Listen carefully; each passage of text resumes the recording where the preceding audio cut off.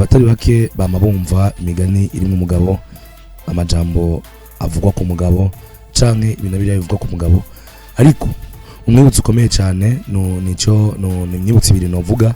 Umugabo ni ico asize si ico azize.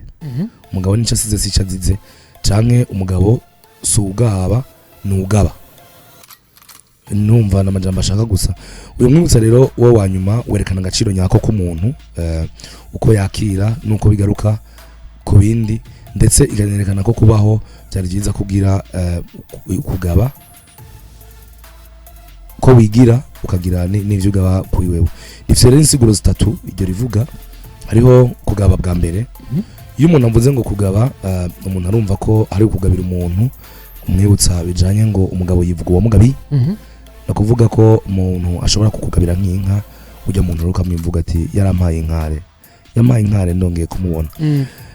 Hariho rero ukugaba, no kuvuga ko umugabo mu rugo ari wagaba ibihari byose, umuryango, umukuru w'umuryango, bisigura ko ashobora kuba ari we mu mutwe w'urugo ategeka. Bivuga ngo umugabo ego.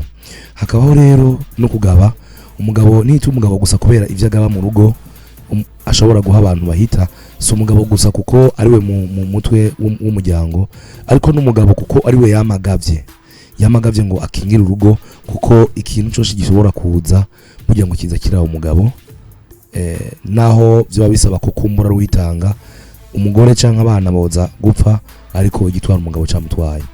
Nuko rero nizo siguro zitatu zitandukanye mugabo zihurira kuri ivuga kugaba. Kazoza FM, be your own boss.